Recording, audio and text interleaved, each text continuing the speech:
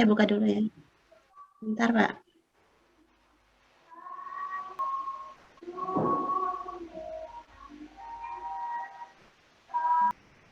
Udah kelihatan Bapak Ibu? Ya. Proses. Mulai. Ya. Assalamualaikum warahmatullahi wabarakatuh. Waalaikumsalam. Ya. Selamat pagi Bapak-bapak dan Ibu-ibu semuanya.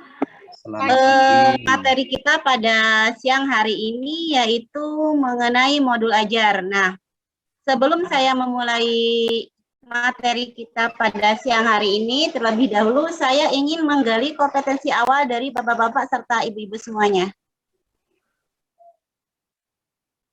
Bapak Ibu di sebelah kiri kan ada kolom chat. Nah, coba Bapak Ibu silahkan dijawab. Bapak dan Ibu guru, apakah Bapak dan Ibu membuat RPP untuk pembelajaran pada kegiatan pembelajaran? Silahkan Bapak Ibu jawab di kolom chat, itu jawab ya atau tidak. Iya, Bu, siap.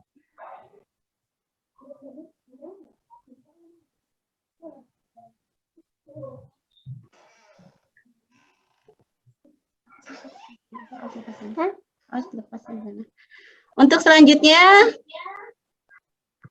masih tetap di kolom chat Bapak Ibu ya.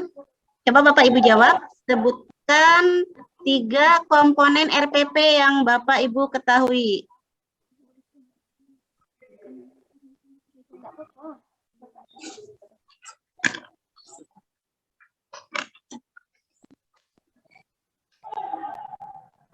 Jawab.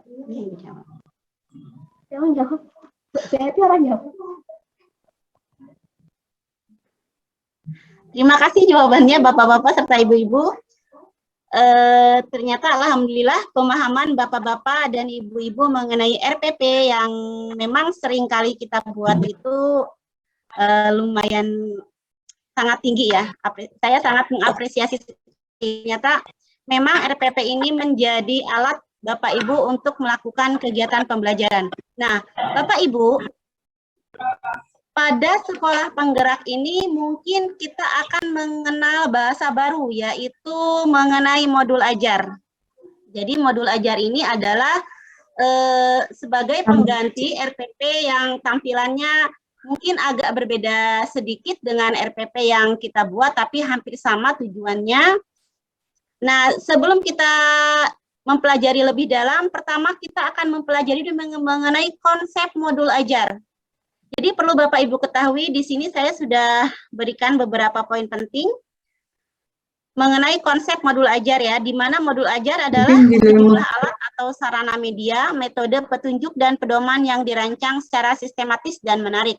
Dan otomatis ini tujuannya supaya pembelajaran lebih dinamis dan menyenangkan. Kemudian untuk materi nanti akan saya coba bagikan kepada Bapak Ibu, nanti Bapak Ibu bisa mempelajarinya lebih dalam lagi. Selanjutnya, mengenai komponen modul ajar. Jadi dalam modul ajar ini ada beberapa komponen yang memang mutlak ya, harus ada. Komponen ini terdiri dari 3 bagian. Yang pertama yaitu mengenai informasi umum, di sini otomatis berisi identitas sekolah, kemudian kompetensi awal yang memang harus kita ketahui sebelum kita melakukan pembelajaran, dan ada juga yang lainnya. Komponen yang kedua yaitu komponen inti, dan yang ketiga adalah lampiran. Nanti pada sesi diskusi kita akan mempelajari ini lebih dalam lagi. Yang selanjutnya yaitu prinsip pengembangan modul ajar. Jadi modul ajar ini kita juga harus memahami prinsipnya, di mana modul ajar ini adalah pendekatan ya, pendekatan melalui tahap perkembangan. Ini yang sangat memperhitungkan yang pertama karakteristik, kemudian perbedaan tingkat pemahaman. Di sini Bapak Ibu bisa lihat, melihat dari sudut pandang belajar, kemudian bahwa belajar itu harus berimbang. Prinsip pengembangan modul ajar ini ada 4 Bapak Ibu ya. Yang pertama esensial, kemudian menarik, bermakna dan menantang.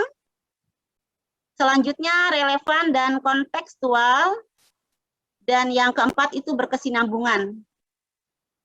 Esensial ini pemahaman konsep dari setiap mata pelajaran melalui pengalaman belajar dan lintas disiplin. Kemudian eh, kriteria yang harus dimiliki modul ajar itu menarik, bermakna, dan menantang. Otomatis karena kalau modul ajar kita menarik, akan menciptakan pembelajaran yang membahagiakan anak-anak.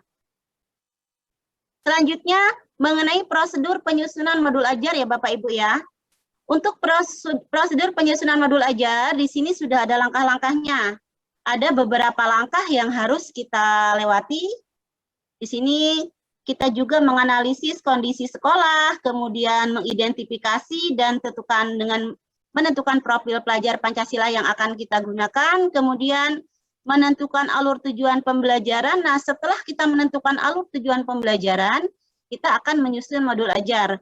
Kemudian setelah menyusun modul ajar, kita akan melaksanakan pembelajaran. Nah, tahapan terakhir dari pelaksanaan modul ajar itu adalah kita melakukan evaluasi dan tindak lanjut dari pelaksanaan pembelajaran yang sudah kita lakukan. Itu tadi ya, eksplorasi pemahaman mengenai modul ajar. Oke, terima kasih Bu. Pak Ibu, nanti kita akan melanjutkan di sesi diskusi ya, untuk memahami materi ini lebih dalam lagi. Ya. Jadi nanti kita akan dibagi beberapa kelompok. 3.